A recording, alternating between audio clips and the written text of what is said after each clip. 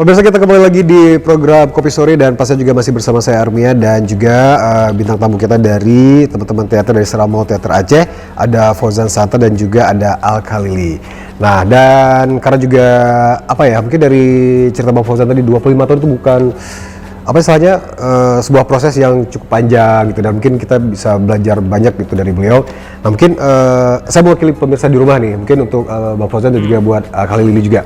Nah, ini awal ketertarikan dari dunia teater gitu, dari Bang Fauzan sendiri nih Bang. Mungkin gimana sih awal mulanya gitu? Nah, mungkin melihat ada pagelaran apa, ataupun mungkin ada apa sih gitu yang membuat, wah ini saya fokus gitu, menggeluti teater itu sebagai mungkin pada saat kuliah, sebagai istilahnya ekstrakurikulernya gitu. Saya itu terjerumus gitu ya. Terjerumus secara tidak sengaja dalam dunia teater, dunia drama ini. Karena pada dasarnya saya ini tidak percaya diri, ya. Tidak percaya diri, saya introvert, kayak terlalu sukar berkomunikasi di hadapan banyak orang. Kelas waktu sekolah menengah juga saya sering duduk di belakang. Pas juga karena saya agak panjang, kata guru, jadi kamu harus di belakang selalu. Kalau di depan nanti tutup teman-temannya pendek-pendek. Jadi di situ kemudian saya kemudian diajak oleh beberapa kawan untuk membantu satu pertunjukan yang kebetulan tidak ada pemainnya, entah sakit, nggak jadi, tinggal 2 hari lagi. Nah, jadi secara tidak sengaja kemudian saya mencoba menjadi sosok yang kemudian diperankan dalam naskah itu. Jadi saya nggak tahu orang bilang bagus atau tidak, yang penting saya mencoba sekuat tenaga. Apalagi kalau pentas itu kan penontonnya gelap. Iya, benar. Penontonnya gelap, jadi saya tidak begitu grogi, tidak begitu nervous, demam panggung karena gelap. Jadi kalau terang saya nggak berani, kan dasar saya tidak percaya diri dan tidak pede lah kalau berhadapan orang banyak. Jadi, ketika saya berhadap di panggung itu saya lihat kegelapan, ya saya seperti bermain sendiri seperti di kamar, misalnya depan cermin saya, hebatnya saya sendiri. Begitu selesai kok ada yang tepuk tangan, itu kejut, rupanya saya di panggung. Dan saya alhamdulillah bisa, walaupun dalam gelap. Dari situ kemudian saya berubah, ya. Jadi teater membuat saya berubah. Jadi besoknya saya bicara di depan orang banyak, seperti saya bermain teater. Oke. Jadi saya anggap sisi positif itu audien itu sebuah kegelapan abadi itu, walaupun orangnya banyak. Saya anggap gelap aja, nggak tahu saya di depan. Jadi itu yang membuat saya kemudian terjerumus dengan indah, terjerumus dengan sangat indah, dengan sangat mulia saya kira dalam dunia drama itu. Jadi kesenian itu akhirnya bukan sesuatu yang sia-sia, apalagi teater. Benar. Ya, kalau kesenian hanya sekedar mekanik, kita ikut latihan, pentas pulang, itu kita tidak mendapatkan apa-apa. Makanya kemudian teater ini disebut dengan ibunya kesenian. Jadi di sana ada semua, ada musik, ada tari, operet, ada melompat, bahkan olahraga ada juga. Ada melukis, setting-setting yang bagus seperti ini.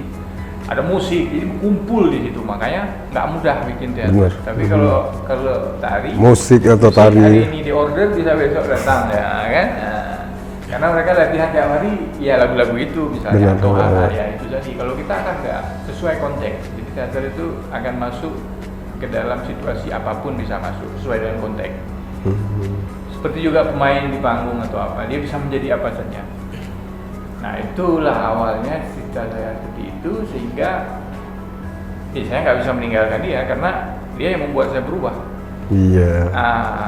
Ada seperti keterikatan batin gitu ya, Bang ya. Kesenian itu yang kemudian mengubah itu, bukan saya yang mengubah kesenian itu harus begini. Jadi enggak. Jadi kesenian itulah mengisi kesadaran dan kemudian merubah sesuatu yang yang kurang dari saya kemudian tambah. Nah, jadi tadi kemudian saya jadi seorang yang ya kemudian ya bisa bebas berkomunikasi dengan siapa saja. Mungkin juga bisa duduk di sini gara-gara teater juga. Kalau enggak saya akan gimana lah ya. Orang bisa merasa kalau nervous di panggung itu bisa merasa semua yang dia pikirkan bisa hilang. Nah kalau drama kemudian menjadi saya sebut sebagai laboratorium gitu. Laboratorium kemanusiaan malah jadi bengkel, dia mengubah manusia yang kurang, manusia yang penakut atau apalah menjadi seseorang yang ya manusiawi.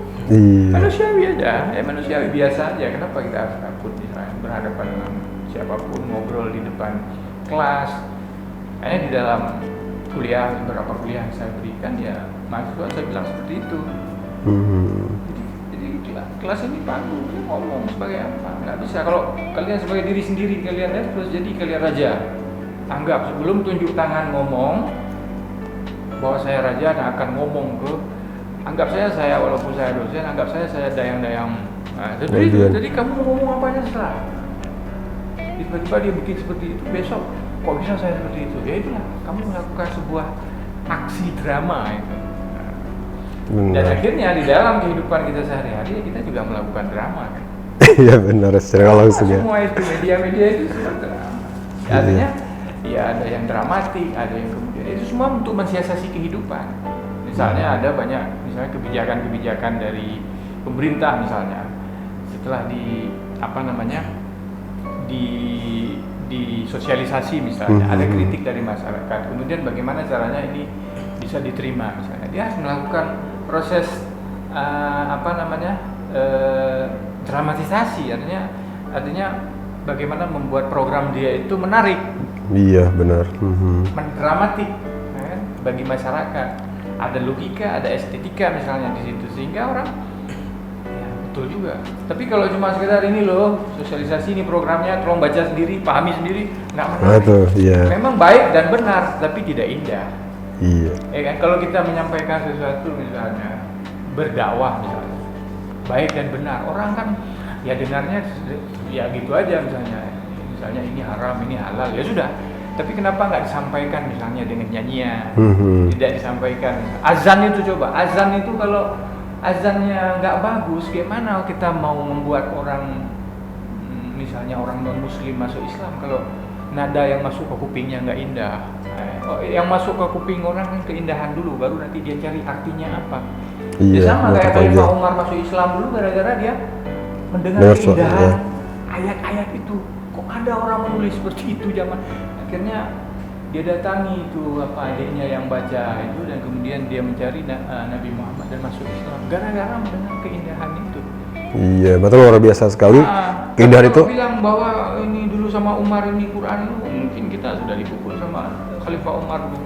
Karena dia kan orang Quraisy dulu kan. Iya. Gara-gara keindahan tadi. Nah, ini bagian dari drama sih. Drama bukan sesuatu yang dibikin-bikin drama itu.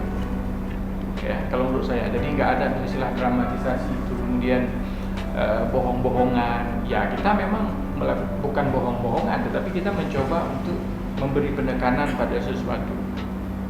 Ya, ya kita menjadi di panggung itu kan dunia kecil, panggung sandiwara. Tapi panggung sandiwara besar ini. Ya sebenarnya, tadi ketika kita sudah sukses di panggung kecil, saya kira di panggung lebih besar ini kita akan bisa bersosialisasi, komunikasi, bisa menempatkan diri di dalam masyarakat. Di dalam drama itu ada blok, namanya blocking. Jadi kalau kamu masuk pertama kamu di sini, kamu masuk kedua nggak boleh begini, tertutup si ini yang lain. Kamu di sini. Dan kalau di belakang kamu harus tinggi supaya mukamu kelihatan. Itu gunanya apa? Kalau masuk masyarakat kita pendatang jangan sok-sok langsung itu yang saya dapat dari sebenarnya dunia drama, dunia teater. Ada blok-blok panggung yang kemudian bisa transfer dalam blok-blocking sosial. Saya orang baru di sini kok mentang-mentang. Kalau orang sudah senior ya saya berhak di depan panggung. Panggung kehidupan. Jadi teater itu sebenarnya ada refleksi, cermin dari. Betul. Kira itu. Iya, dan pastinya juga betul sekali seperti yang disampaikan oleh Bang Fauzan ya, karena Nah mungkin secara gak langsung udah terjawab gitu penasaran dari para pemirsa di rumah, sebenarnya itu peran teater itu dalam dunia masyarakat, dalam kita bertingkah laku sehari-hari Bang ya. Nah itu merupakan refleksi cerminan dari apa sih yang sebenarnya mungkin kita lakukan gitu di masyarakat dan di sehari-hari ya. Nah seperti mungkin blocking itu adegan segala macam dan ngobrolnya. Ngobrol kecil kali kita udah duduk di belakang. Pak kecil saya mau. Itu kecil harus di dalam teater kita belajar bagaimana berbicara yang artikulatif, yang nggak kencang tapi orang tahu, nggak pakai mikrofon tapi. Iya. Nah dan kalau itu mungkin kita break sebentar ya karena juga sudah di sesi yang kedua dan kita juga akan lanjutkan lagi nanti mungkin kita juga pengen tahu dari kalian juga ya. Ini mungkin masih yang bisa dibilang nggak junior juga sih Bang ya karena udah 5 tahun ya gitu ya. Nah jadi mungkin mewakili dari remaja di rumah yang mungkin pengen tahu cerita juga kenapa sih teater gitu. Dan tentunya juga nanti kita juga akan apa istilahnya kita juga bakal membahas juga apa sih gebrakan-gebrakan rencana-rencana dari teman-teman dari Seramo Teater Aceh dan juga yang menaungi komunitas-komunitas teater di Banda Aceh atau juga di Aceh. Oke, iya benar. Ya jangan kemana-mana, kita break sebentar, kita akan kembali lagi setelah jeda pariwara berikut ini.